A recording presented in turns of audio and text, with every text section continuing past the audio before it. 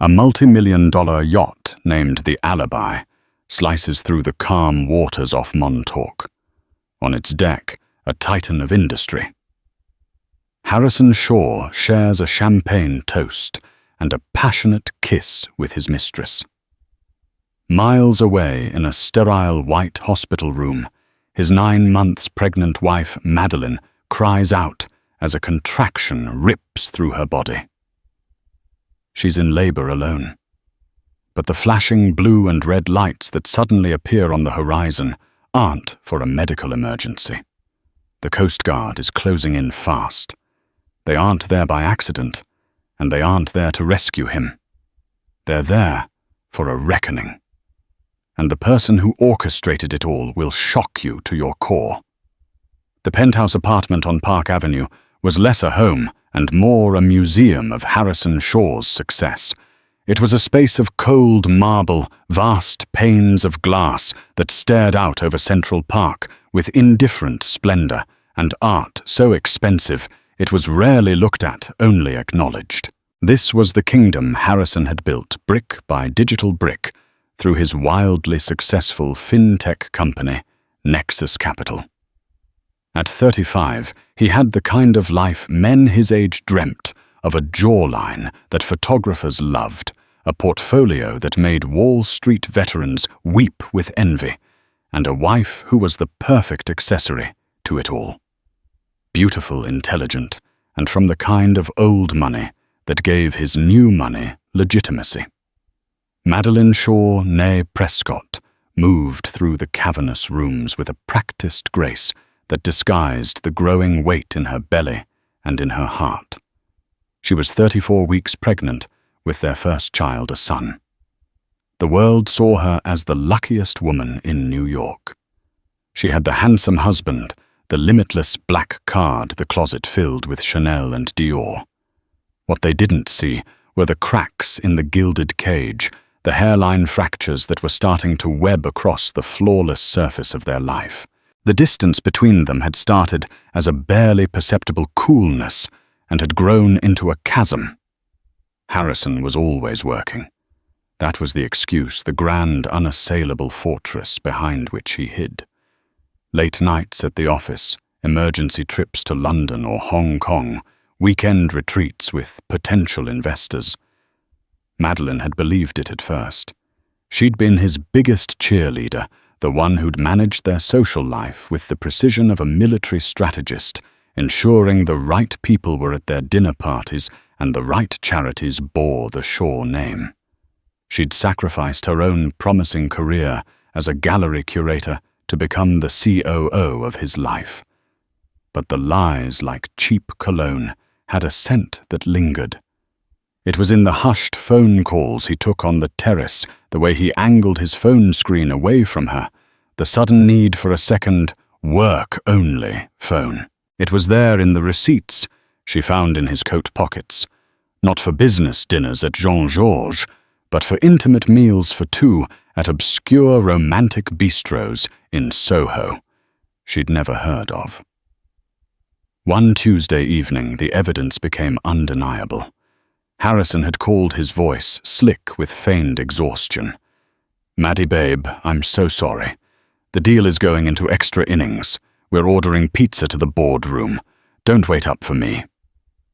An hour later, her friend Brenda called her voice buzzing with gossip.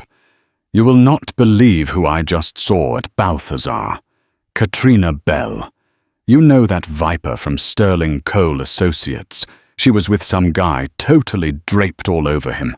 I couldn't see his face, but he had on one of those ridiculous Patek Philippe watches, the blue-faced one.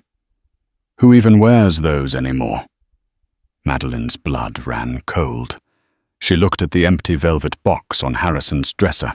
His Patek Philippe Nautilus, the one with the brilliant blue face she'd given him for their 3rd anniversary, was not there. He never took it off, except apparently when he was eating pizza in the boardroom. Katrina Bell. The name clicked into place. A junior analyst, sharp and ruthlessly ambitious, with a reputation for leveraging every asset at her disposal. Madeline had met her once at a charity gala. She remembered a mane of fiery red hair, a dress that clung to her like a second skin, and eyes that had sized Madeline up with a chilling mixture of envy and dismissal. That night, Madeline didn't cry. The shock was too sharp, too cold. It solidified something inside her, turning a vague sense of unease into a hard, dense certainty.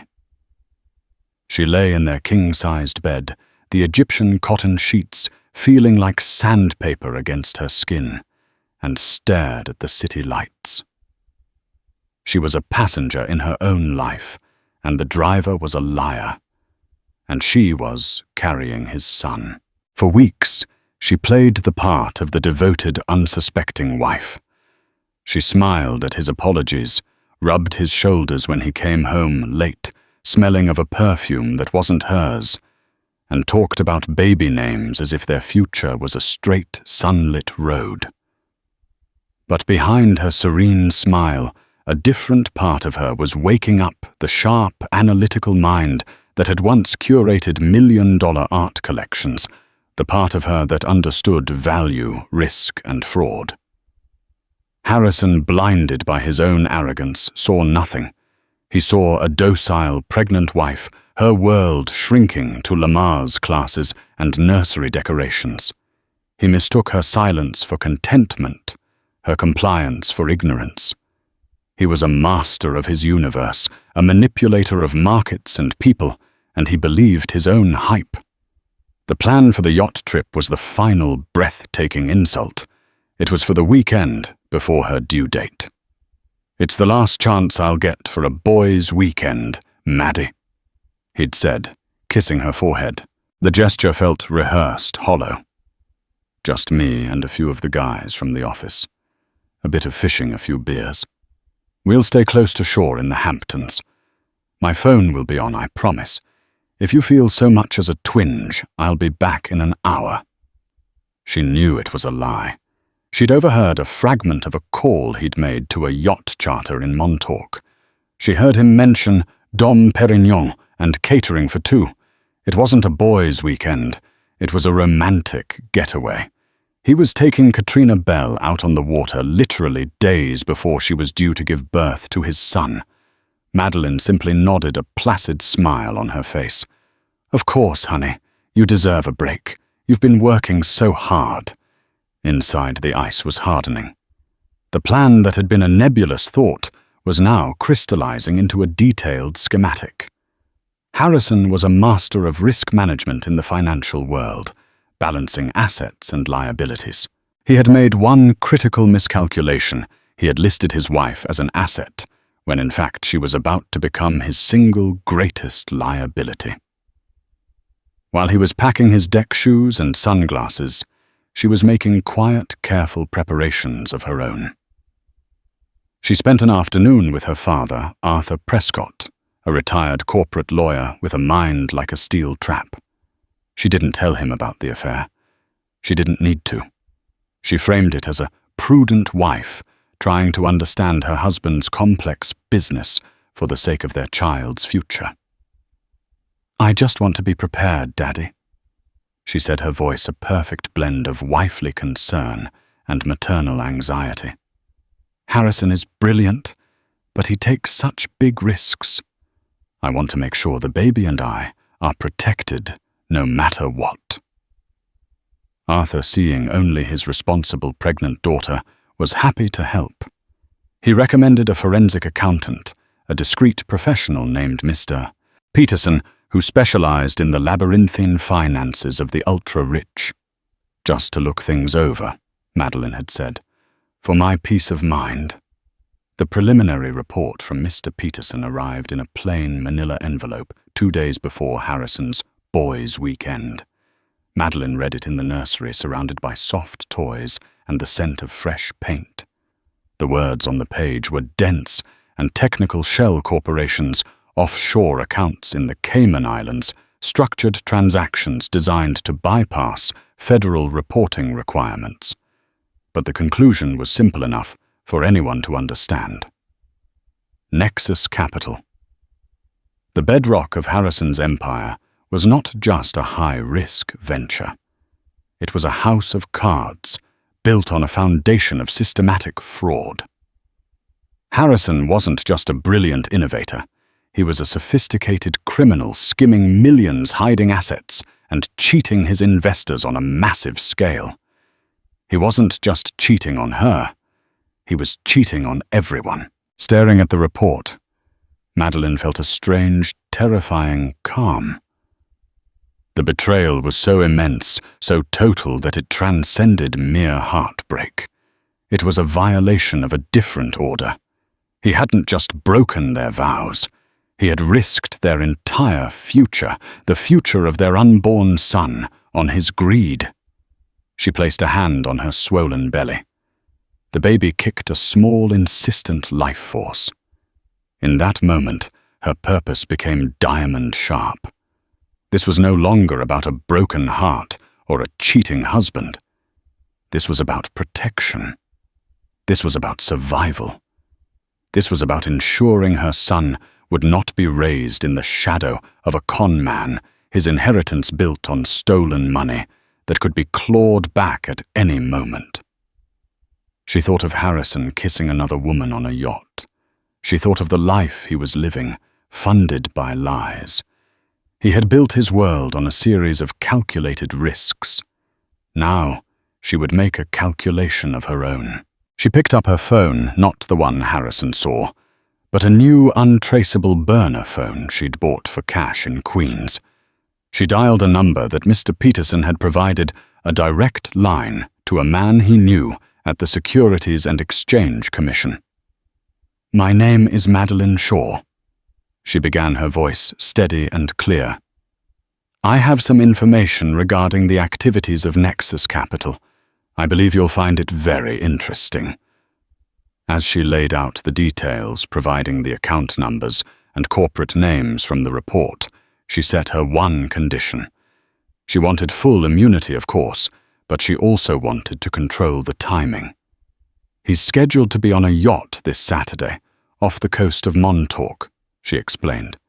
"A 70-foot vessel named the Alibi.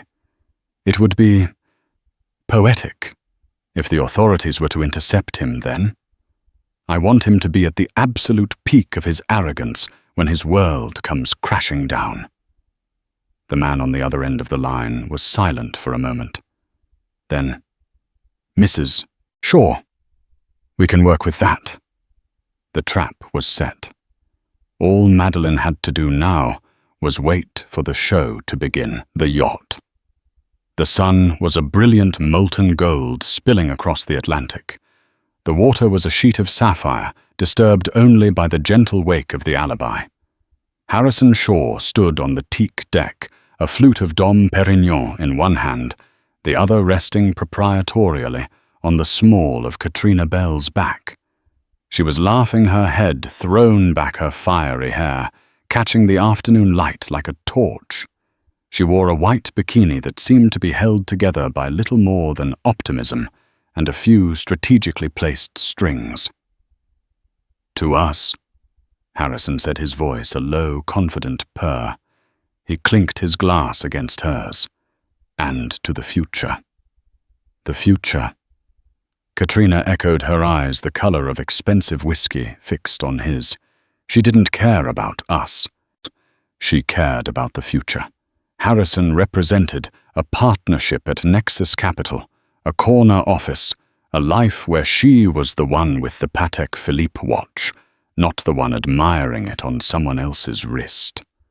Harrison was her golden ticket, and she was playing her part to perfection.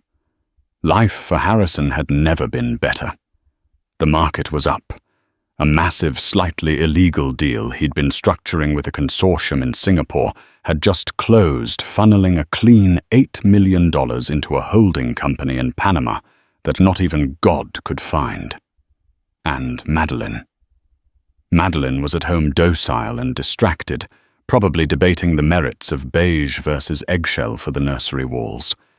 He felt a fleeting, minuscule prick of guilt, which he immediately washed away with another gulp of champagne.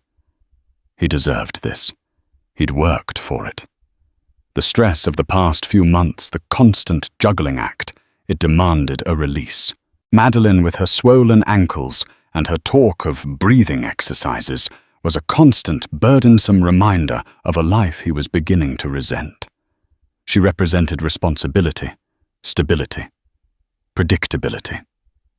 Katrina represented what he truly craved: excitement, danger, and conquest. "You seem 1,000,000 miles away," Katrina murmured, tracing a finger down his chest. "Just closing a few chapters," he said, pulling her closer, "and getting ready to start a new one." He leaned in and kissed her. It was a hungry, possessive kiss, a statement of ownership.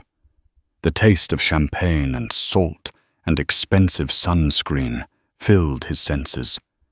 The gentle rocking of the yacht, the warmth of the sun, the body of this beautiful woman in his arms. It was a perfect moment, the pinnacle of his life. He was untouchable, a king on his floating throne. He was so caught up in the sensory perfection of it all that he barely noticed the distant hum on the horizon.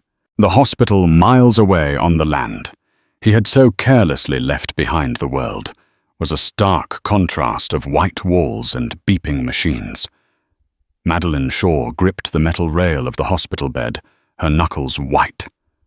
A wave of pain, immense and terrifying, seized her entire body, stealing her breath and her thoughts. It was a primal, elemental force, reducing her civilized world to a single, searing point of focus. "Breathe, Madeline.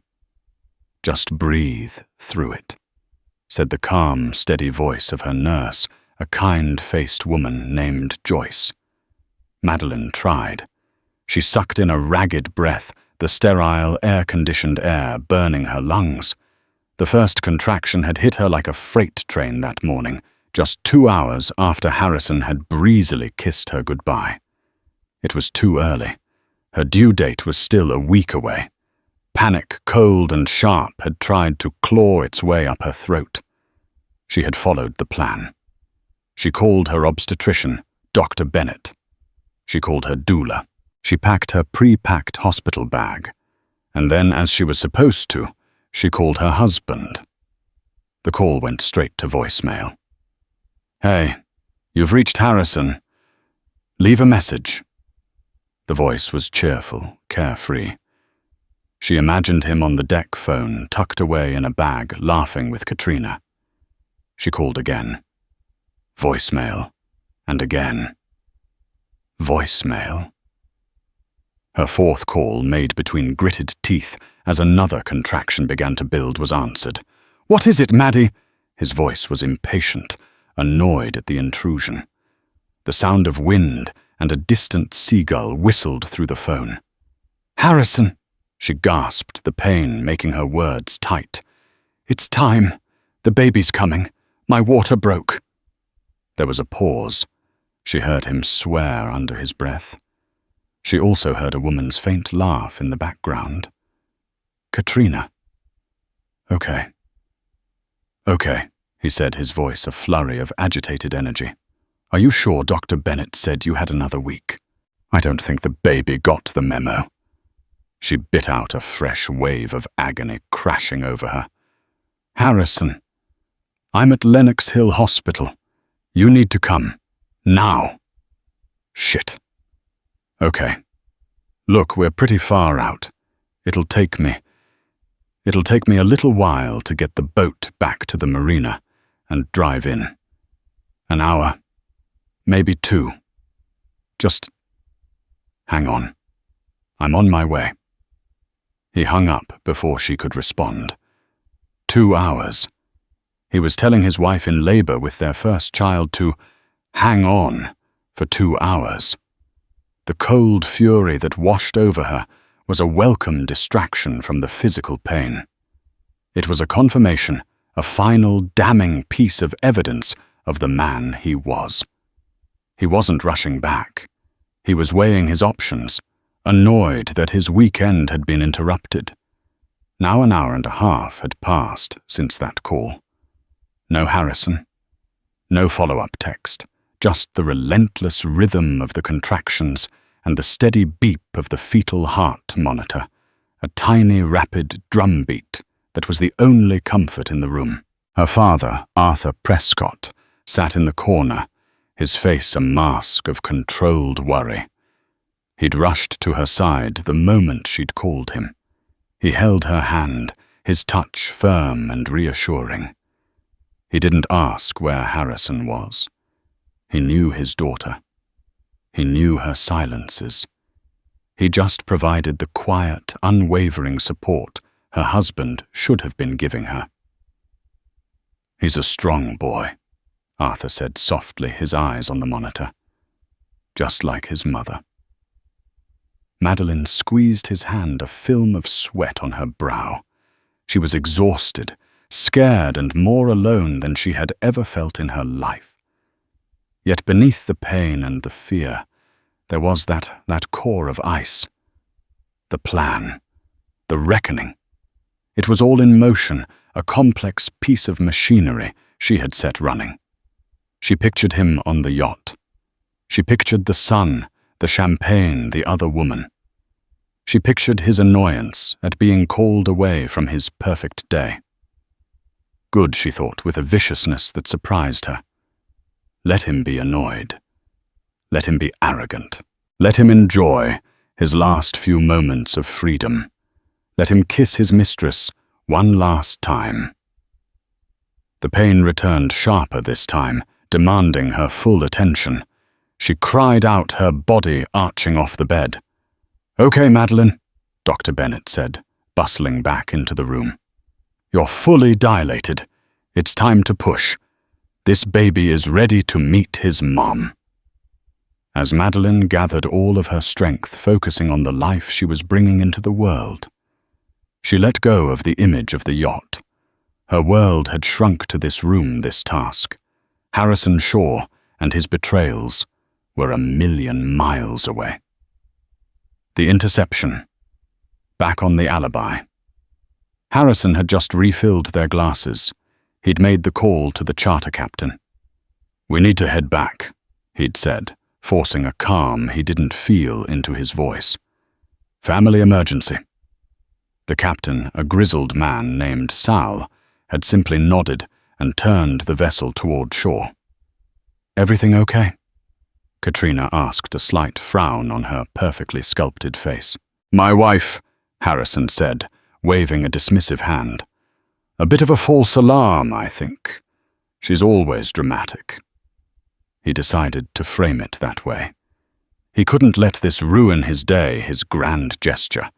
He'd get back to shore, deal with Madeline, and then, well, he'd figure it out later.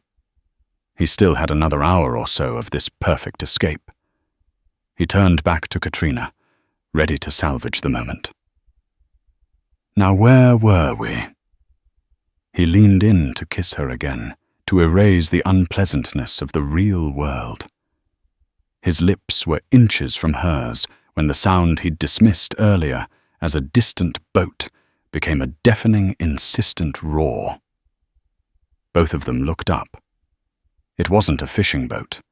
It was a large, formidable vessel, white with a bold orange and blue stripe, a United States Coast Guard cutter, and it was heading directly for them at high speed. Behind it were two smaller, faster-moving, rigid-hulled inflatable boats, kicking up massive rooster tails of spray. "What the hell?" Harrison muttered. "Are we in a restricted zone? Maybe they're just doing a routine inspection," Katrina said, though her voice was tight with anxiety. She reached for a towel to cover herself. The cutter didn't slow down. It positioned itself to block their path to the shore, its massive presence creating a wall of steel on the water. The two smaller boats flanked them, their engines growling. A voice, amplified by a loudspeaker, boomed across the water, shattering the idyllic peace. "Vessel alibi. This is the United States Coast Guard. Cut your engines immediately. I repeat, cut your engines immediately." Sal, the captain, had already complied, his face grim. He knew this was not a routine inspection. Men in tactical gear, armed with rifles, were visible on the decks of all 3 boats. They weren't just Coast Guard. Harrison could see the bold yellow letters on the back of their vests, FBI. Harrison's mind raced. Drugs, weapons. Did Sal have something illegal on board? This had to be a mistake. This had nothing to do with him. One of the inflatable boats pulled alongside the Alibi. A tall man in a navy blue windbreaker, with FBI emblazoned on it, leaped aboard with an agility that was purely professional. He wasn't smiling. His eyes, cold and grey, scanned the deck, taking in the champagne, the half-naked woman, and finally, Harrison Shaw. "Harrison Shaw?" the agent asked, though it wasn't a question. "Yes," Harrison said, trying to project an aura of authority of a man wrongly inconvenienced. "What is the meaning of this? I have a family emergency I need to get to." The agent ignored him.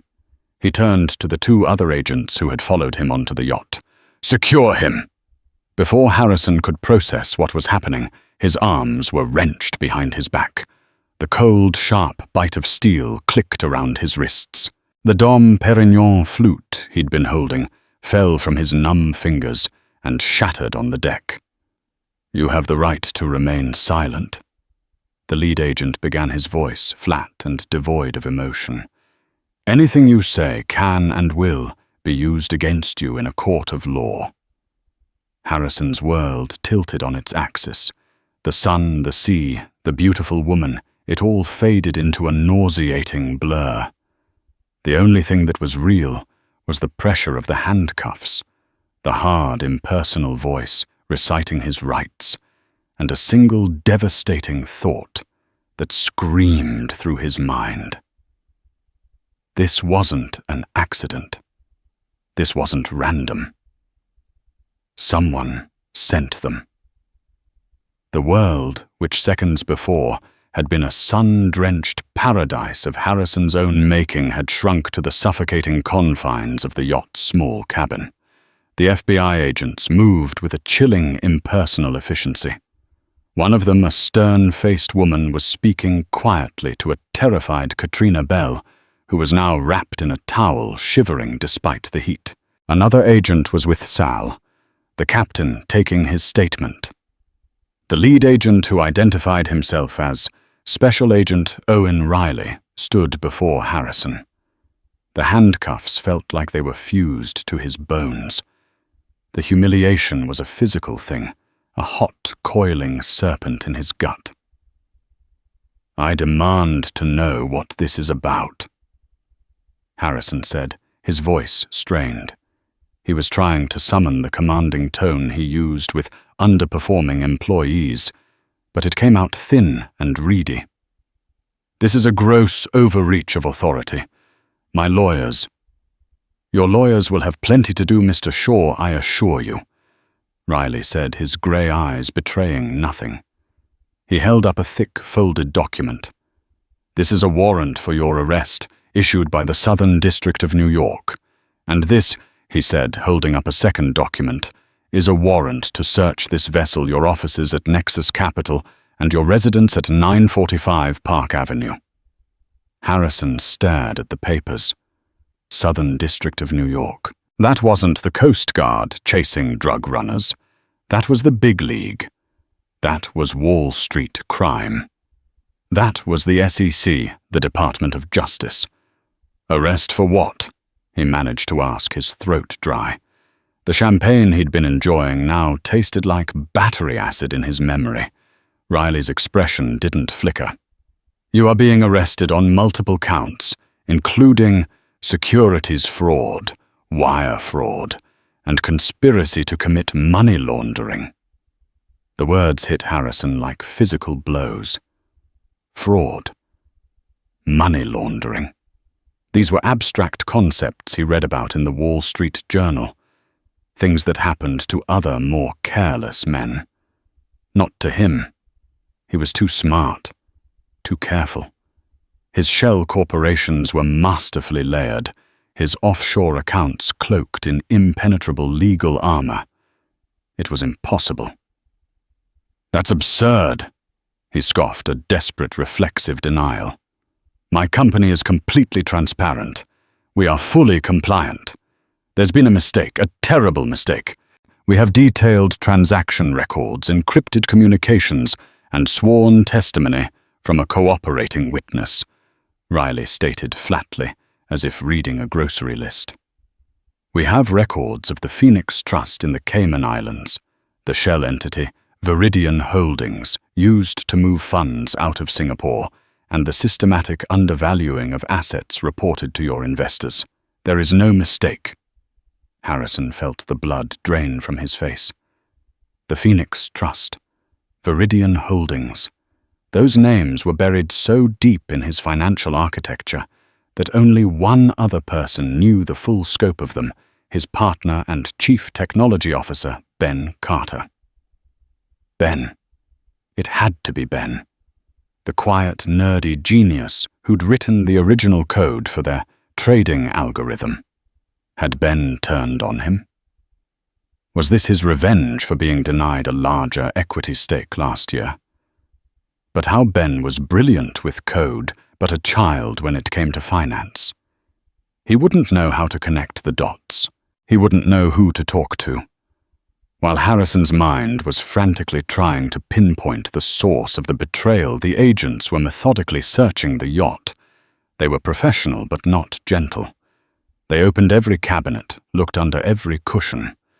An agent emerged from the stateroom below deck holding a laptop bag. Harrison's laptop, the one with the encrypted drive containing the real ledgers. He thought the encryption was military-grade unbreakable. He suddenly had a sickening feeling that he had vastly underestimated the resources of the US government. Katrina was crying now. Quiet, panicked sobs.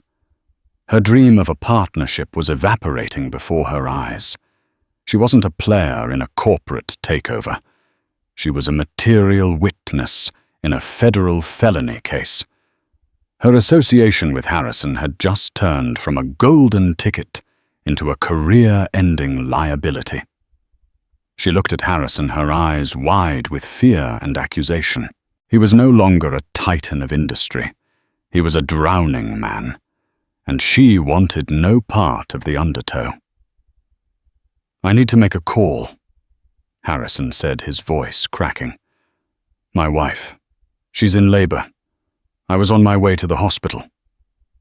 Agent Riley looked at him, and for the first time, a flicker of something disdain perhaps crossed his face.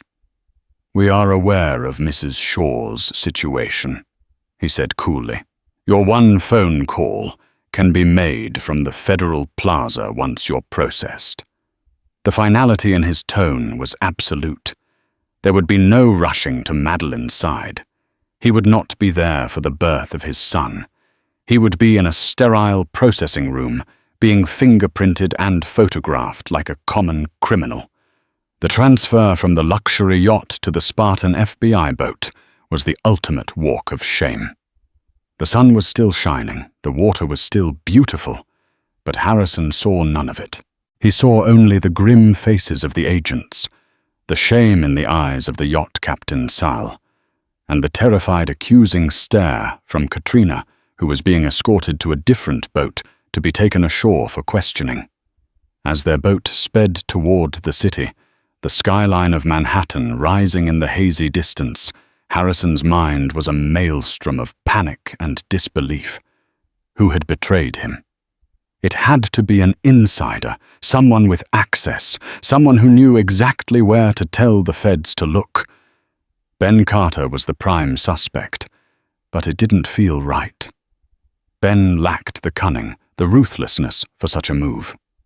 Who else knew? Who else had a motive? He thought of his rivals at Sterling Coal, but they wouldn't have this level of detail. He ran through a mental list of every employee, every investor, every contact. The answer eluded him, lost in a fog of denial. He thought of Madeline. Poor pregnant Madeline, waiting for him at the hospital. Her life was about to be destroyed because of his ambition. The guilt, which had been a tiny pinprick, now bloomed into a monstrous, suffocating flower. She would be humiliated. Their friends, their families, the society pages, it would be a feeding frenzy. Her perfect life shattered. And then a new, colder thought inserted itself into his panic. Madeline. He'd been careless lately. The late nights, the trip to London, that was actually a weekend in St. Bart's with Katrina. The second phone. Had she suspected, he'd always dismissed her as being too wrapped up in her own world of art and high society to understand the brutal complexities of his. He saw her as gentle, soft, naive. He pictured her face, her serene smile, her calm eyes. He'd mistaken her quietness for acceptance. Could he have been that wrong about her? Could her gentle exterior hide a core of steel? The idea was so outlandish, so contrary to the image of the woman he thought he'd married, that he dismissed it almost as soon as it formed. No. Not Madeline. She wouldn't have the first clue how to do something like this. She wouldn't have the cruelty. This was a corporate backstabbing. It had to be. He would post bail. He would hire the best lawyers money could buy. He would fight this. He would find out who did this to him, and he would destroy them. Harrison Shaw was not a man who went down without a fight.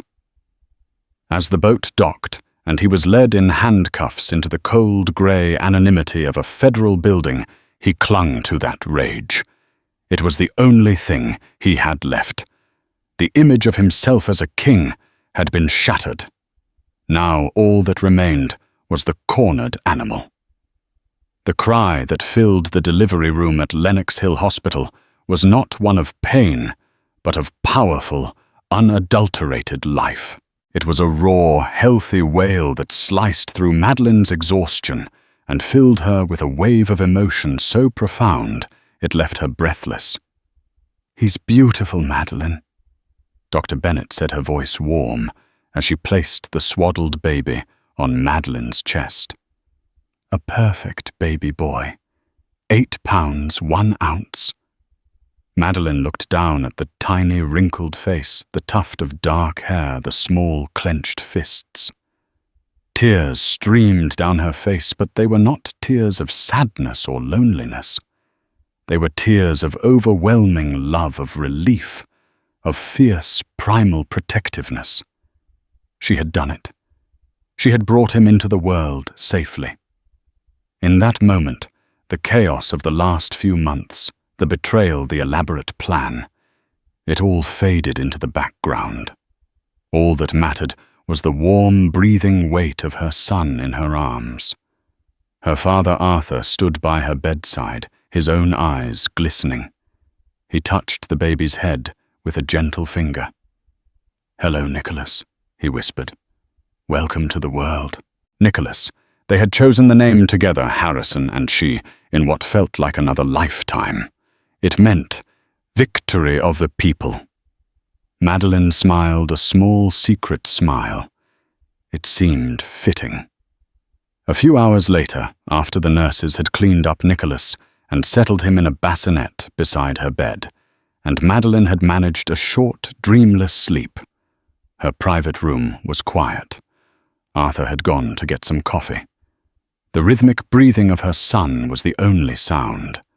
Her personal cell phone, the one Harrison knew about, had been buzzing intermittently, with calls from numbers she didn't recognize, likely reporters who had already gotten wind of the story. She ignored it. But the burner phone, tucked away in her purse, vibrated with a single discreet text message. It was from a number she had saved under the name Mr. Peterson. The message was brief, package delivered, awaiting confirmation. Madeline took a deep breath. She replied with a single word: confirmed. A moment later, her lawyer, a sharp, no-nonsense woman named Diane Walsh, arrived. Diane was not a soft-spoken family attorney. She was a bulldog, a senior partner at a firm that specialized in high-stakes divorces and asset forfeiture cases. Madeline had retained her weeks ago. "The news is breaking everywhere," Diane said, keeping her voice low. She handed Madeline a tablet. The home pages of the Wall Street Journal, the New York Times, and even M's were lit up with the same headline: FinTech CEO Harrison Shaw arrested in dramatic FBI raid on Yacht. There were photos, grainy long-lens shots of Harrison in handcuffs, his face a mask of shock and fury.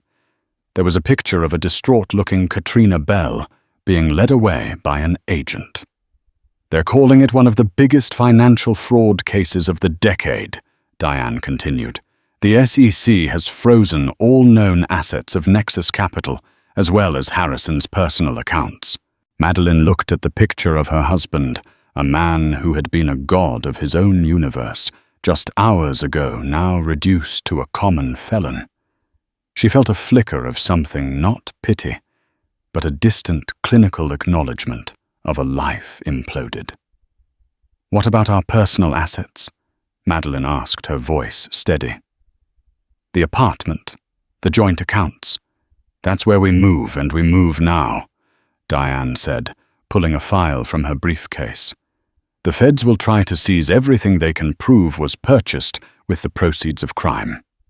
Our job is to prove what is rightfully yours, and more importantly, what is rightfully your son's. The prenuptial agreement is ironclad, but we're going to argue that you are also a victim in this, and we have the key."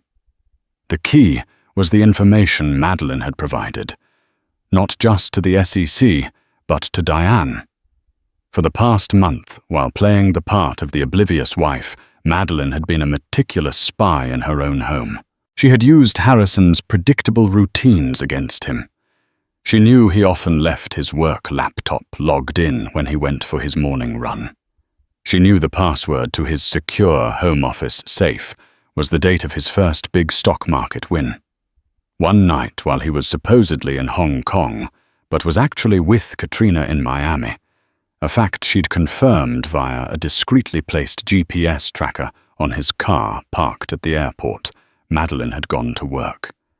With shaking hands, she had opened the safe.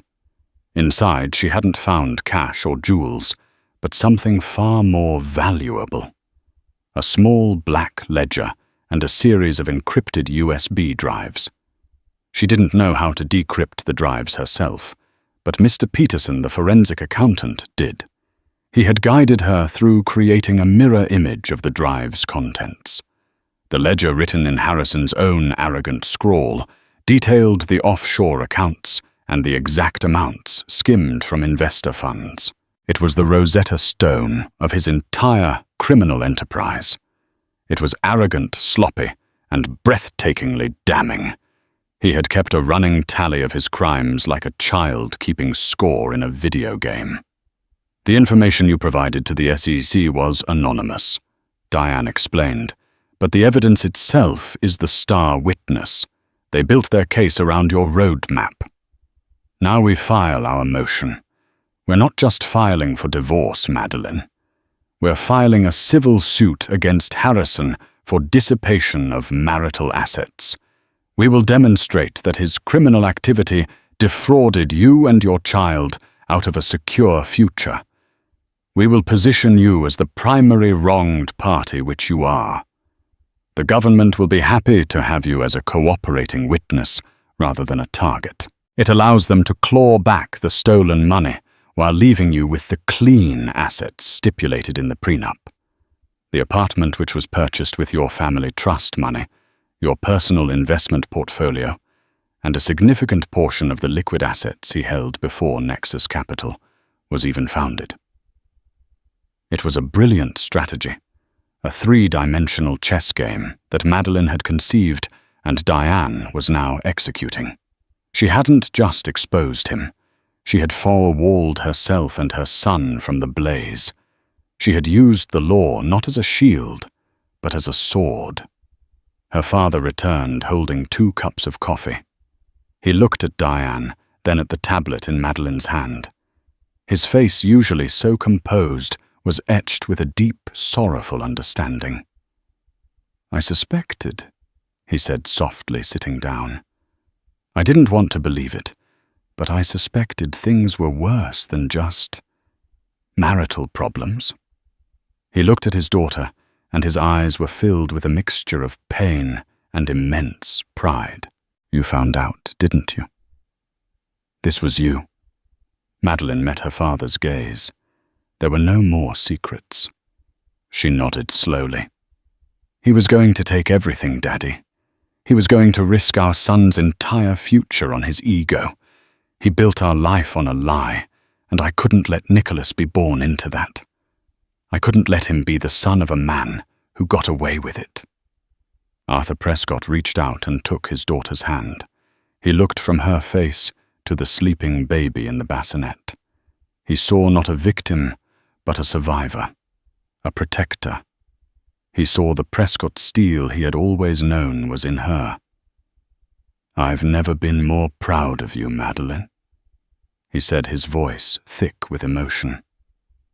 Later that evening, the news reported that Harrison Shaw had been denied bail.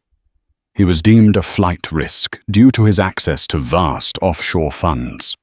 He would remain in federal custody at the Metropolitan Correctional Center. Madeline watched the report on the small television in her hospital room, her son sleeping peacefully against her chest. She saw the footage of her husband, the man she had once loved, the man who had betrayed her so completely, being led away in shame. She felt no triumph. She felt no joy. She felt only a profound quiet and resolute stillness. The storm she had unleashed had passed over her, and she was left in the calm holding the only thing that had ever truly mattered. The game was over. She had won. But it wasn't a victory she would celebrate. It was a victory she would simply live. 6 months passed. The seasons in New York turned the crisp autumn air, giving way to the biting cold of winter. The scandal of Harrison Shaw's arrest, once the headline story, slowly faded from the front pages, replaced by new outrages and new fallen titans. But in the quiet, elegant rooms of the Park Avenue penthouse, the consequences were a daily reality. The apartment was still hers, secured by Diane Walsh's legal maneuvering, and the undeniable proof that it had been purchased with money from Madeline's family trust long before Harrison's criminal enterprise began. It was her sanctuary, a fortress of calm for her and Nicholas. The cold, museum-like quality it once had was gone, replaced by the warm clutter of a new baby's life, a playmat on the floor, a swing in the corner, the faint, sweet smell of baby powder in the air. Madeline had changed. The serene, almost fragile beauty she once projected had been forged into something stronger, more direct. She wore her hair shorter, her clothes were more practical than fashionable, and her eyes held a new kind of clarity. She was a mother first, and everything else second. The legal battle had been brutal, but swift.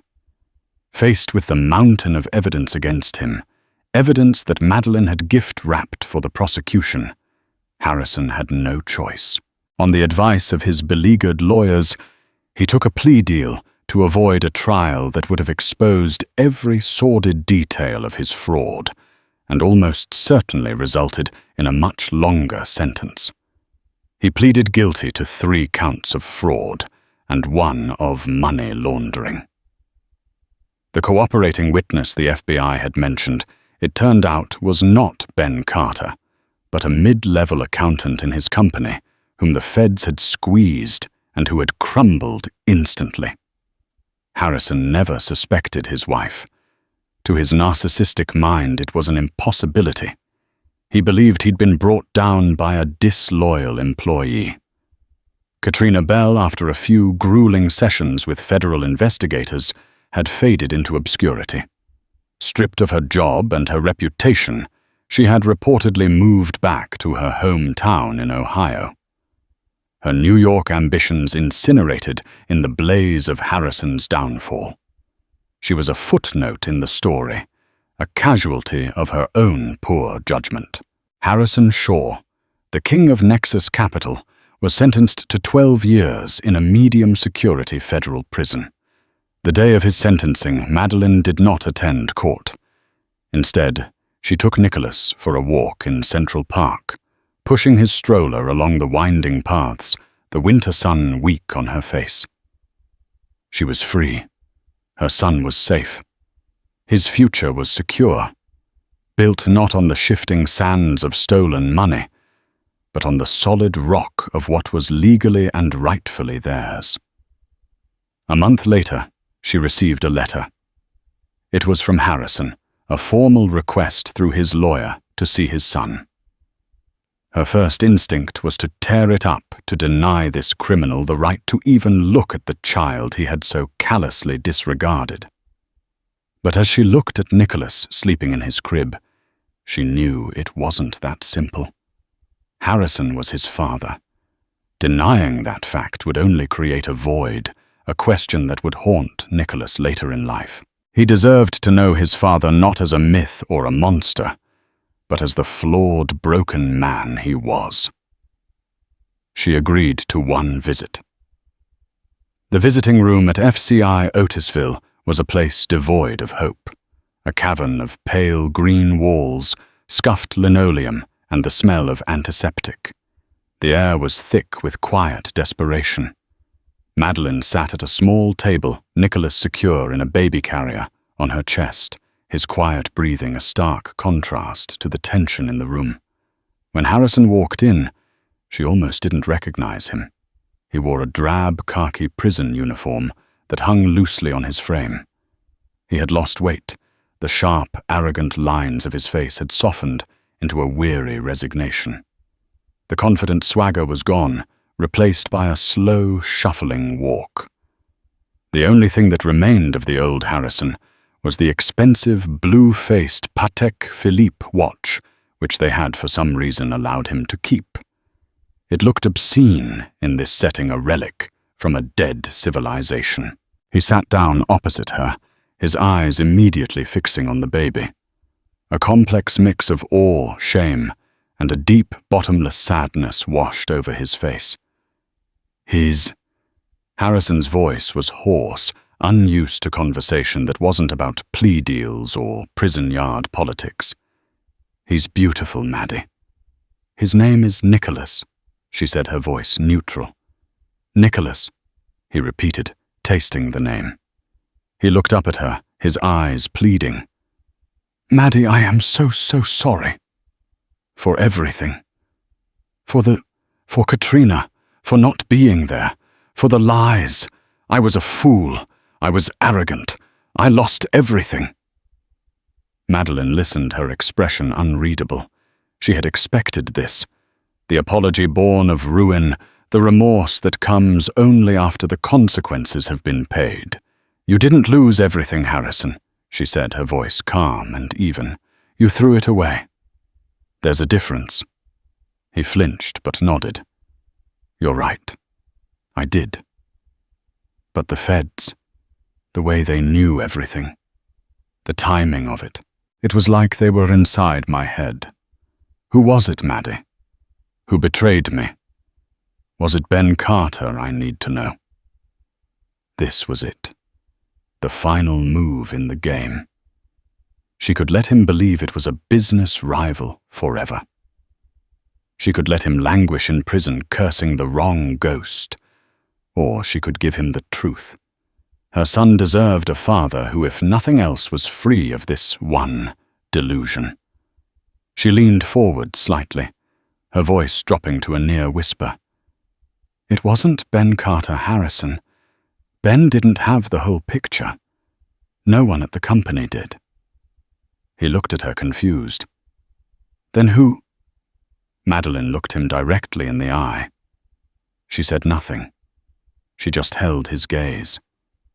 She watched as the gears turned in his mind, as the confusion slowly, horribly morphed into dawning comprehension. She saw the moment the impossible idea she'd planted in his head on the day of his arrest finally took root and bloomed into a monstrous certainty. His face went pale. His jaw fell slack. "The ledger," he whispered, his voice barely audible. "The USB drive's in the safe." "No, it can't be. You built your empire on risk assessment, Harrison," Madeline said, her voice still quiet, but sharp as a shard of glass. "You analyzed every market fluctuation, every investor profile. But you never once analyzed your wife. You saw a pretty accessory, a social planner, a docile mother-to-be. You never saw the woman whose father was a corporate lawyer, the woman who ran a multi-million-dollar art gallery, the woman who understands value. You hid your crimes in plain sight in our home. That was your mistake.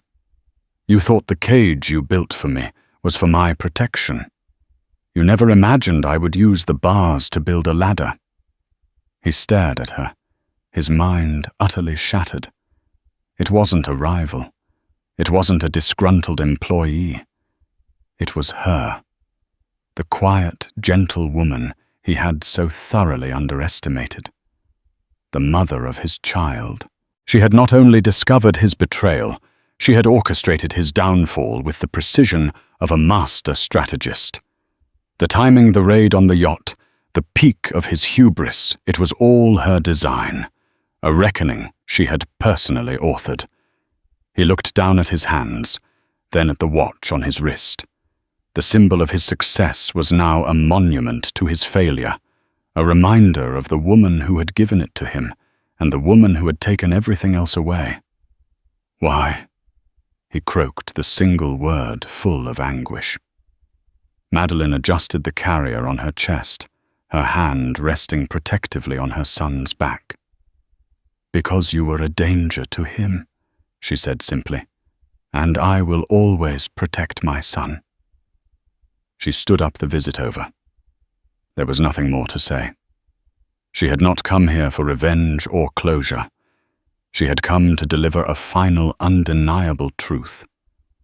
She turned and walked away. Not looking back, her son held securely against her heart.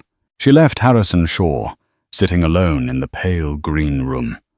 A broken man, finally forced to confront the architect of his own destruction.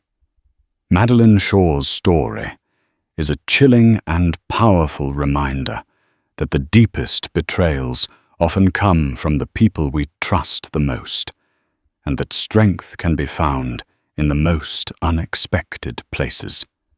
She was faced with a devastating choice to remain a victim in a gilded cage, or to become the architect of a painful but necessary justice.